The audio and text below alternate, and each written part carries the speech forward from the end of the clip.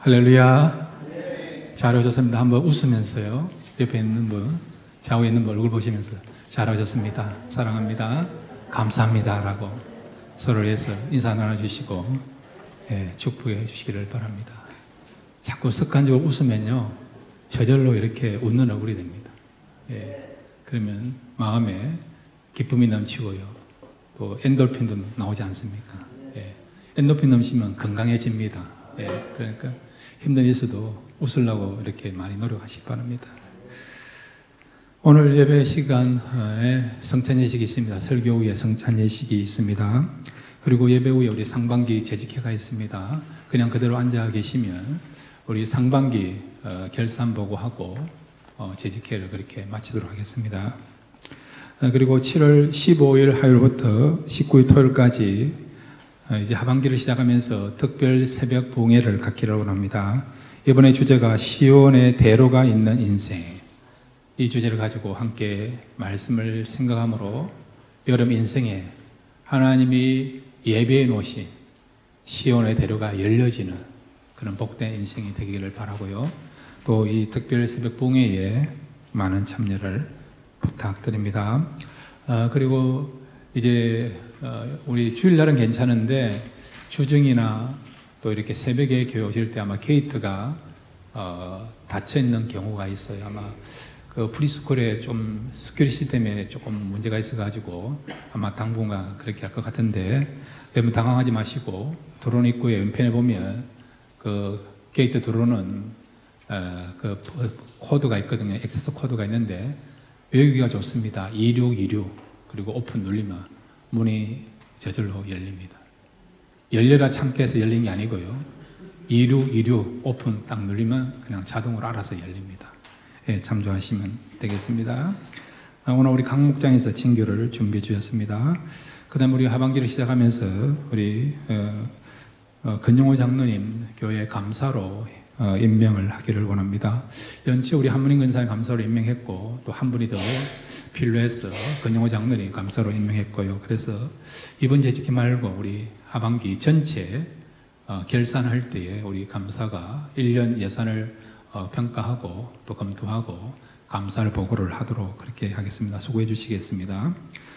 그리고 지난 어제입니다. 어제 우리 고 유영준 목사님 67세에 그런 생일을 사시고 선한 싸움을 다 싸우시고 달려갔기를 다 마친 가운데 어제 하나님 품에 안기게 되었습니다.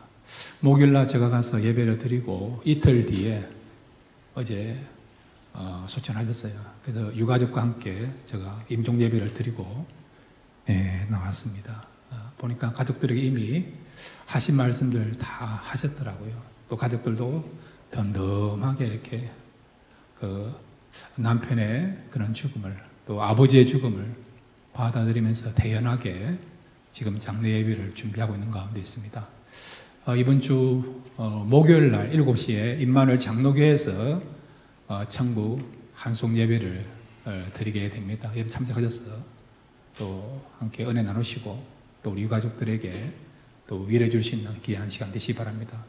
우리 명진성 기자님 저에게 몇 번 오셔서 말씀도 전해주시고 또 우리 교회에 특별히 우리 샬롬이나 또 남살롬 그전에 야베스 목장에서 계속해서 우리가 후원을 했기 때문에 저희 교회를 향한 그런 또 사랑의 마음을 늘 갖고 계시더라고요.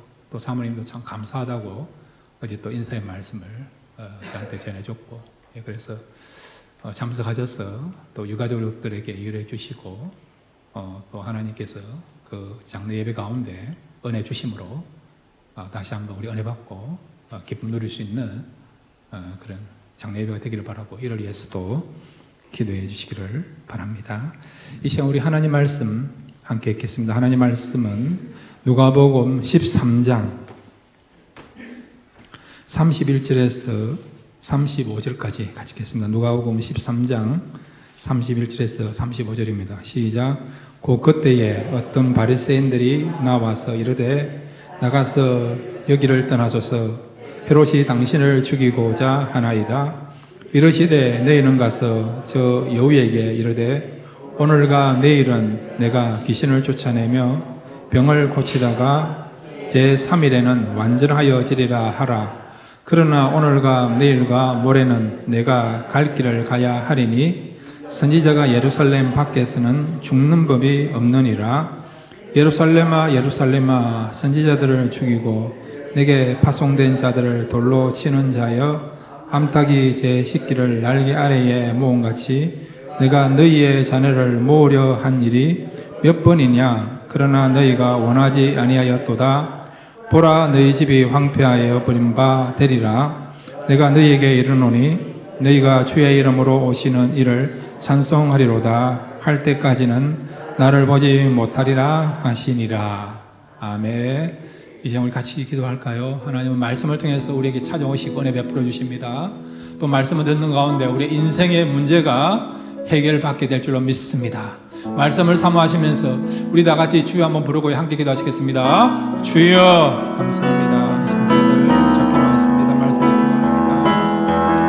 이 말씀 안에서 우리의 문제가 해결받게 없어서 위로받게 없어서 은혜 받기를 원합니다. 주님을 만나기를 원합니다. 주님 함께하여 주옵소서. 주님 역사여 주옵소서. 말씀으로 찾아와 주옵소서. 말씀으로 새롭게 하여 주옵소서. 말씀의 능력이 나타나게 하시고 말씀을 통해서 하나님을 만나며 하나님의 손들을 귀한 시간 될 수 있도록 축복해 주옵소서. 우리에게 큰 은혜를 좀 믿습니다. 말씀을 믿습니다. 만나면서 기도하며 감사하며 잘 주시는 복된 시간 될 수 있도록 말씀을 큰 은혜 내려 주옵소서. 모든 것 주님 의지합니다. 주님 바라봅니다. 주님 말씀해 주옵소서. 듣기를 원합니다.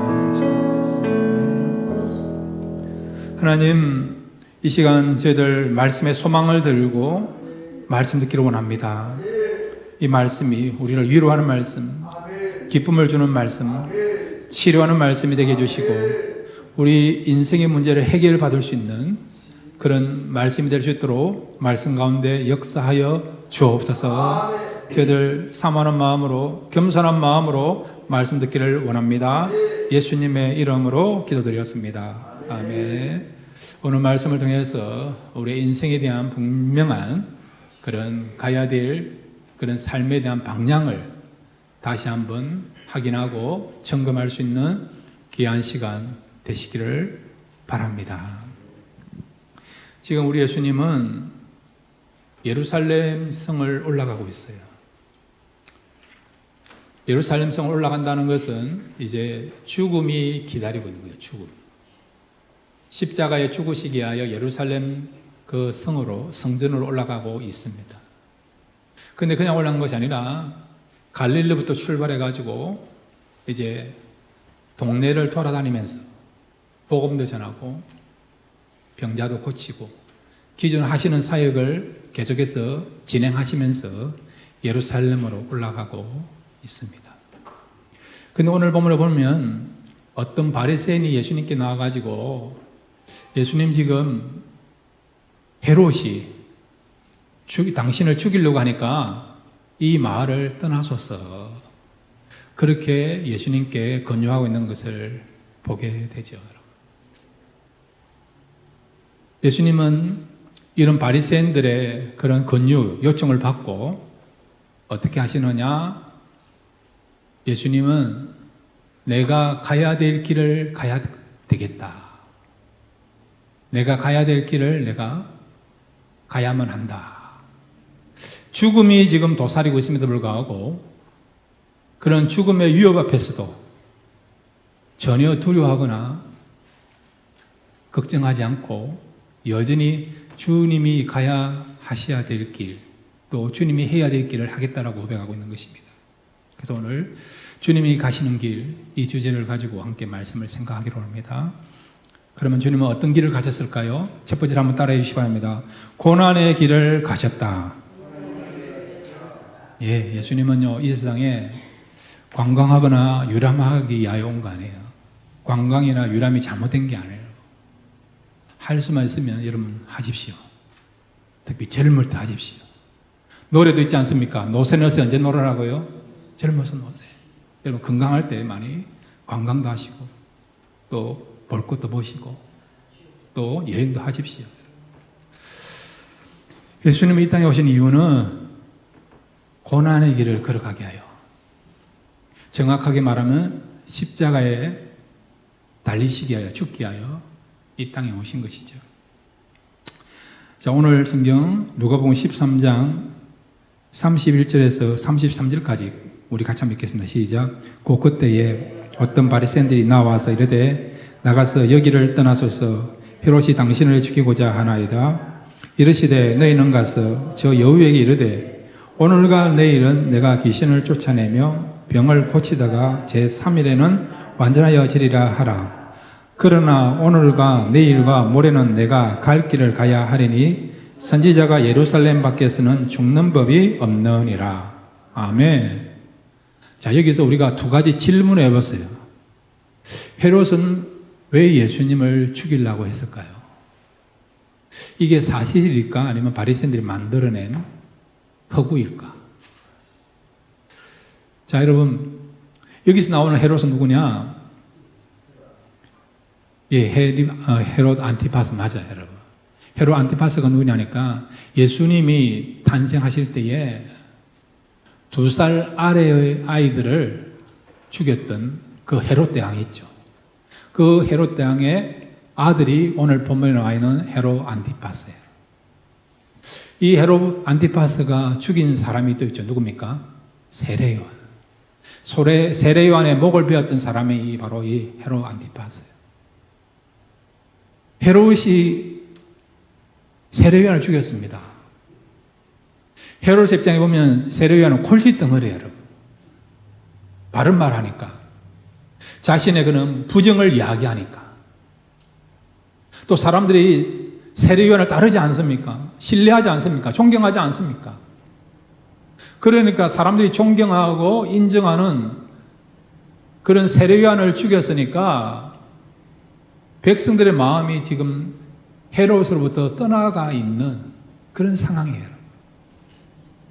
여러분, 어떤 왕이요, 정치적인 목적을 가지고 충신을 죽였다. 그 사실을 백성들이 알았다 그러면 백성들 마음 어떻습니까? 그 왕을 신뢰할 수 있습니까? 신뢰 못합니까? 신뢰 못하지 않습니까? 임진왜란 때 여러분, 선조가 어떻게 했습니까? 왕궁을 버리고 피난길을 떠나지 않습니까? 나중에는 조선을 떠나서 중국까지 가려고 하지 않습니까? 그러니 백성들이 어떻습니까? 백성들이 왕을 향한 마음이 불신으로 가득하지 않습니까? 헤롯이 지금 의인이었던 세례요한을 죽인 거예요, 여러분. 자, 그런 상황인데 지금 예수님이 등장해가지고 복음을 전하는 거예요. 백성들이 예수님을 따르는 거죠. 신뢰하고 있는 거죠. 그 사람들이 이야기합니다. 헤롯 왕이요, 지금 예수라는 사람이 복음을 전하고 또 귀신을 내쫓고 병자를 고치는데 사람들이 많이 따릅니다. 혹시 그 사람이 죽었던 세례요한이 다시 살아난 것은 아닐까요? 이렇게 이야기하는 거예요. 그러니 헤롯이 불안하지 않습니까? 그래서 다시 불안의 요소를 제거하게 하여 예수님을 죽이려는 음모를 꾸미게 되게 된 거예요. 그런데 그 이야기를 지금 바리새인들이 예수님께 이야기하는 겁니다. 헤롯이 당신을 죽이려고 합니다. 그러니 이 마을로 떠나십시오. 그렇게 예수님께 바리새인들이 권하게 되게 된 거예요, 여러분. 그러면 두 번째 질문은 뭐냐? 그럼 바리새인들이 예수님의 안전을 염려해서 이런 질문과 이런 요구를 했을까요? 아니라는 거예요. 아니라는 거예요. 마치 예수님의 안전을 생각하고 예수님을 배려해서 정보를 주는 것 같이 보이지만은 사실은 아니에요. 바리새인들은 지금 예수님이 계속해서 복음을 전하고 하나님 나라를 확장하는데 어떤 의미에서는 그것을 막게 하여 복음을 전하는 것과 하나님 나라가 확장되는 것을 어떤 의미에서 중단시키고자 그런 마음을 가지고 예수님 이 말을 떠나소서 그렇게 요구하고 요청한 것을 보게 되죠. 자, 그런데 예수님은 뭐라고 말씀하십니까? 오늘 본문에 보면 32절에 이르시되 너희는 가서 저 여우에게 이르되 오늘과 내일은 내가 귀신을 쫓아내며 병을 고치다가 새 3일에는 완전하여지리라. 오늘과 내일. 헤롯이가 나를 죽인다고 그런 업무를 꾸민다 하더라도 나는 그런 것에 마음 뺏기지 않고 여전히 내가 해야 될 일, 내가 가야 될 길을 가겠다는 것을 말씀해 주고 있죠. 33절에 보시면 그러나 오늘과 내일과 모레는 내가 갈 길을 가야 하리니 선지자가 예루살렘 밖에서는 죽는 법이 없느니라. 아멘. 예수님은 예수님의 미래를, 예수님의 장래를 알고 있습니다. 예수님은 헤롯에 의하여 죽는 것을 알까요, 뭘까요? 알죠. 예수님은 헤롯에 죽는 것이 아니라 예수님은 로마 총독에 의하여서 또 대제사장의 손에 의하여서 죽는 것을 알고 있죠. 헤롯이 예수님을 죽이려 하지만은 하나님이 허락지 아니하니까 예수님은 헤롯의 손에 죽는 게 아니라는 거예요. 세례 요한은 하나님이 허락하셔서 헤롯의 손에 죽었지만은 예수님은 세례 요한 다르게 헤롯이 아무리 예수님을 죽이려고 하고 업무를 꾸민다 하더라도 예수님은 헤롯의 손에 죽는 것이 아니라 로마 총독에 의하여 또 유대인의 대표를 할 수 있는 대제사장의 손에 죽을 것을 알고 있는 거죠. 그리고 예수님은 지금 예루살렘 밖에서 죽는 것이 아니라 예루살렘 안에서 죽을 것을 알고 있는 것입니다. 예수님의 장래 미래를 알고 있는 거죠. 그러니 아무리 헤롯이 자기가 예수님을 죽이겠다 그런 이야기를 하였고 그 이야기를 사람들이 듣고 전했지만은 예수님 미래를 알기 때문에 그런 헤롯의 엄포에 대해서 공포에 대해서 전혀 두려워하지 않고 예수님이 가셔야 할 길을 가야겠다라고 말씀하고 있는 겁니다. 우리가 미래를 알 수 있으면 지금의 어려움과 지금의 두려움을 극복할 수 있는 거 아닙니까? 근데 미래를 모르니까 불안한 거예요. 우리 가정이 어찌 되고 미국이 어찌 되고 한국이 어찌 되고 경제가 어떻게 될 것이고 나의 건강이 어떻게 될 것인가 잘 모르니까 우리가 두려워하고 염려하는 거 아닙니까? 저는 여러분의 미래에 대해서 말씀드립니다. 여러분 반드시 한 번은 죽습니다. 아멘. 한 번밖에 안 하시네요. 여러분들 원하든지 원하지 않든지 한 번은 반드시 죽습니다. 그걸로 끝난 게 아니라 여러분이 예수를 믿고 있다면 여러분 죽어서 어디로 가느냐? 천국에 들어갈 것을 믿습니다. 천국에 들어가기 때문에 여러분은 지금은 두려워할 것이 없어요. 여러분의 미래는 보장되어 있습니다. 정말 장밋빛 인생이 여러분에게 기다리고 있습니다. 영광스러운 미래가 보장되어 있습니다. 그러니 우리가 두려워할 것이 없는 거죠, 여러분. 예수님 알고 계세요. 예루살렘 올라가다가 죽게 될 것을 알고 있습니다. 그것도 십자가에서 목 박혀서 죽게 될 것을 알고 있습니다. 창조주가 여러분 벌거벗은 몸이 되어서 피조물에게 멸시와 천대와 조롱과 수치를 당할 것을 알고 있습니다. 그걸로 끝이 아니고 예수님이 죽으시지만은 죽은 지 사흘 만에 다시 살아나시고 부활할 것을 알고 있고 믿고 있습니다. 그러니까 예수님은 담대하게 죽음의 길로 고난이 기다리는 그 길로 올라가시게 된 것을 보게 되죠. 우리도 마찬가지예요, 여러분. 한 번은 죽을 것이고 그것뿐만 아니라 우리가 사는 가운데 고난은 있어요. 고난이 있어요. 이번에 우리 이영진 선교사님 보니까 몸이 너무 아파가지고 마지막 곳이니까요.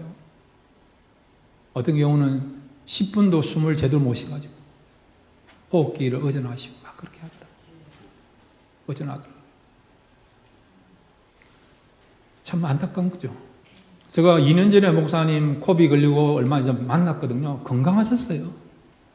말도 잘하시고. 목사님이 2달 전에도 한국도 갔다 오셨어요.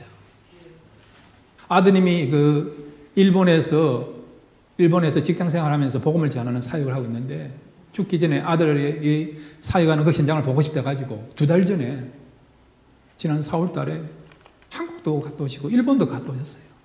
그런데 이틀 전에 가보니까 옛날에 알고 있는 옛날 봤던 그 목사님 모습이 아니에요. 저는 정말 다른 분이 누워 있는 줄 알았어요. 제가 그 사진 올리지 않았습니다.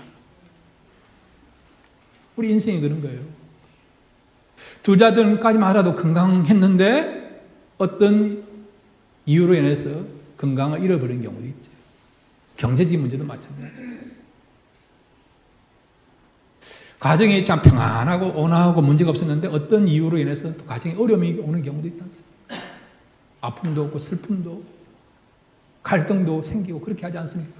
교회도 마찬가지예요. 근데 그거는 뭐라고요? 과정이에요, 과정. 가정 속에는 기쁜 일, 좋은 일, 형통한 일, 축복된 일, 감사한 일이 되지만은 반면에 고통스럽고 힘들고 슬프고 외롭고 답답하고 그런 것도 있지 않습니까? 그렇지만은 우리 인생은 결론은 뭐라고요? 해피엔딩, 장미비 인생, 천국 있고 영생이 기다리고 또한 하나님이 손수 우리를 위하여 지은 최고의 집, 천국의 여러분들의 맨션이죠. 맨션. 옛날에 맨션이 최고였거든요. 요즘 뭐냐? 펜트하우스. 천국의 여러분 최고의 펜트하우스가 기다리고 있습니다. 믿으십시오. 주님은 고난이 있지만은 고난 뒤에 주어질 그 영광을 아시기 때문에 죽으시지만은 부활할 것을 믿었기 때문에 주님은 여전히 고난의 길을 걸어가신 것이죠. 여러분 고난 있고 어려움 있다 하더라도 그것만 바라보지 마시고 고난 뒤에 우리에 주어지는 하나님의 영광 축복을 바라보시고 끝까지 하나님 뜻을 붙잡고 살아갈 수 있는 그런 저와 여러분 되시기를 바랍니다. 두 번째로 여러분 주님이 가시는 길이 어떤 길입니까? 한번 따라해 주시기 바랍니다. 사명의 길을 가셨다. 예, 사명의 길. 우리 각자마다 사명이 있지 않습니까? 목회자로서, 사모로서, 우리 장로님으로서, 권사님으로서, 집사님으로서, 성가대원으로서, 찬양팀으로서, 또 아버지로서, 어머니로서, 할아버지로서, 할머니로서 다 사명이 있지 않습니까? 예수님은 이 땅에 사명을 완수하게 오셨죠. 예수님이 이 땅에 오셔서 사명을 감당하셨는데 크게 두 가지 사명. 하나는 하나님의 사랑을 나타내는 사명을 감당하게 오신 겁니다. 하나님의 사랑. 하나님 어떤 분입니까? 사랑의 하나님 아니십니까? 요한일서에 보면, 요한일서 1장에 보면 God is love. 하나님은 사랑이시다. 예, 사랑의 하나님 아니십니까? 하나님의 그 사랑을 보여주고자 오신 거예요. 또 예수님은 어떤 사명을 가지고 오셨느냐? 하나님의 공의가 있다는 것을 우리에게 알게 하고 그 공의를 생각하고 하나님께 나오도록 하게 오신 거죠. 공의가 뭡니까? 죄를 지으면 그 죄에 대하여 심판을 받는다. 이게 공의예요, 공의. 하나님은 사랑의 하나님에도 불구하고 우리가 죄를 지을 때에 그 죄의 문제를 해결을 해야 된다는 거예요. 그런데 우리 스스로는 죄의 문제를 해결할 수 없잖아요. 어떻게 하면 여러분 우리의 죄의 문제를 해결할 수 있습니까? 예, 예수님을 믿는 것과 예수님의 보혈의 피를 의지하는 거죠, 여러분. 그래서 자, 여러분 요한복음 우리 3장 17절, 18절 이기는 하나님의 사랑과 공의가 포함되어 있어요. 요한복음 3장 17절, 18절 같이 읽겠습니다. 시작. 하나님이 그 아들을 세상에 보내신 것은 세상을 심판을 하심이 아니요 그로 말미암아 세상이 구원을 받게 하려 하심이라. 그를 믿는 자는 심판을 받지 아니하는 것이요 믿지 아니하는 자는 하나님의 독생자의 이름을 믿지 아니하므로 벌써 심판을 받은 것이니라. 아멘. 하나님이 독생자를 우리에게 보내신 이유는 하나님은 사랑의 하나님이시다. 이 사랑의 하나님은 우리가 멸망당하지 않고 심판받지 않고 지옥에 들어가지 않고 마귀의 종이 되지 않고 구원받기를 원한다는 거예요. 구원받기를 원한다는 거예요. 영생을 누리기를 원하는 거죠. 영원한 안식을 누리기를 원하는 거예요. 영원히 우리가 행복하기를 원한 겁니다. 그래서 하나님께서 독생자를 우리에게 주신 거예요. 아, 하나님은 사랑의 하나님이구나.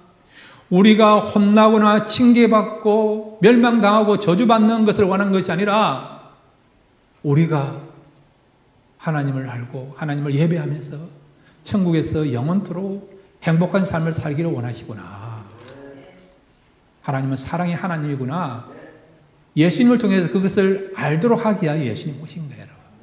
예수님은 이 하나님의 사랑의 그 속성을 알게 하고 하나님은 사랑의 하나님이시다. 그것을 알리고자 우리에게 오신 것입니다. 우리 로마서 5장 8절도 같이 읽겠습니다. 시작. 우리가 아직 죄인 됐을 때에 그리스도께서 우리를 위하여 죽으심으로 하나님께서 우리에 대한 자기의 사랑을 확정하셨느니라. 아멘. 확증을 보여줬다는 거예요. 보여줬다는 거예요. 우리 아내들이 남편에게 요구하는 게 있지 않습니까? 당신은 왜 표현을 잘 못해? 나를 사랑한다면서도 왜 표현을 못해? 그러지 않습니까? 사랑은 표현하는 것인데 장미꽃 한 송이라도 갖다 줘야 되는데 사랑한다면서도 왜 장미꽃 한 송이도 안 갖다 주냐? 정말 나를 사랑하냐? 그래 말하지 않습니까? 그러면 남편이 뭐라냐? 내가 당신을 얼마나 사랑하는데 한번 보여줄까? 이럴 때 않습니까? 보여줄까? 이럴 때 않습니까? 우리 주님이요, 하나님이 얼마나 우리를 사랑하는가 보여주신 거예요. 몸소 보여주신 거예요. 예수님이 우리를 죽으심으로 하나님께서 독생자까지 아낌없이 우리를 죽게 하시는 그 사랑을 베풀어 주신 걸 통해서 하나님이 독생자까지 주셨구나. 하나님에게 있는 것 가운데 가장 소중한 것을 주셨구나. 아낌없이 넘치게 주셨구나. 하나님은 정말 나를 사랑하시구나. 그걸 우리가 깨닫고 하나님을 예배하고 하나님을 잘 섬길 수 있도록 주님은 우리에게 하나님의 사랑을 보여주시고, 그 다음에 또 하나는 뭡니까? 우리가 죄를 범했을 때 그 죄에 대하여 분명한 값을 지불해야 되는데, 이건 말로만 되는 거 아니고 하나님 말씀하신 것대로 죽어야만이 죄의 값을 지불할 수 있기 때문에, 그래서 하나님께서 예수님을 죽이심을 통해서, 예수님을 죽게 하심을 통해서 바로 하나님은 죄를 멀리 하시고 죄의 문제를 완전히 해결하기를 원하시는 그런 하나님이구나. 우리 하나님은 또한 공의의 하나님이요, 죄를 지을 때에 그 값을 요구하시는 심판의 하나님이구나. 그것을 우리에게 깨닫도록 하기 위하여 예수님이 오셨고, 예수님이 이 땅에 오셔서 그 사명을 잘 감당하신 것입니다. 사랑하는 성도 여러분, 여러분의 두 가지 길이 있어요. 예수를 믿음으로 하나님의 크신 사랑을 받는 길이 있고, 하나는 여러분 예수를 믿지 않고 회개하지 않아서 고통 가운데 거할 수 있는, 또 안타깝지만 예수를 믿지 않음을 통해서 지옥에 들어갈 수 있는, 그래서 하나님의 심판을 받을 수 있는 길이 있습니다. 어느 길을 선택하겠습니까? 여러분은 이미 예수를 믿음으로 하나님의 사랑을 받아서 여러분의 미래가 보장되고 하나님의 더 큰 축복받는 그런 하나님 백성 된 줄로 믿습니다. 아직도 하나님의 사랑을 알지 못하고 예수를 믿지 않는 사람이 있다 한다면 속히 여러분 예수를 믿으라고 복음을 전하십시오. 그리고 빨리 우리 가족원들이 예수를 믿어서 하나님의 사랑을 알고 우리 가족원들의 미래가 보장되는 그런 축복된 인생을 살 수 있도록 배후에서 여러분 계속해서 기도할 수 있는 그런 저와 여러분 되시기를 바랍니다. 세 번째로 여러분, 예수님이 가신 길은 어떤 길입니까? 한번 따라해 주시기 바랍니다. 승리의 길을 가셨다. 승리의 길을 가셨죠. 승리의 길. 예수님은 패배의 길을 가신 게 아니고요, 승리의 길을 가셨죠. 오늘 성경 우리 누가복음 13장 32절 33절 같이 읽겠습니다. 시작. 이르시되 너희는 가서 저 여우에게 이르되 오늘과 내일은 내가 귀신을 쫓아내며 병을 고치다가 제3일에는 완전하여 지리라 하라. 그러나 오늘과 내일과 모레는 내가 갈 길을 가야 하리니 선지자가 예루살렘 밖에서는 죽는 법이 없느니라. 아멘. 제3일에는 완전하다는 것은 뭐냐? 죽으시고 3일 만에 부활하심을 통해서 주님이 승리의 주가 됐다는 거예요. 패배한 것이 아니라 승리의 주가 됐다는 거죠. 예수님이 죽으시고 부활하심을 통해서 세 가지 승리가 우리에게 주어졌고, 예수님은 세 가지에 있어서 승리자가 된 거예요. 죄에 대한 승리자이죠. 그 다음에 사망에 대한 승리자가 된 거죠. 마귀를 패배자로 만들었기 때문에, 마귀가 패배했기 때문에 예수님이 진정한 승리자가 되게 된 거예요. 우리도 마찬가지예요.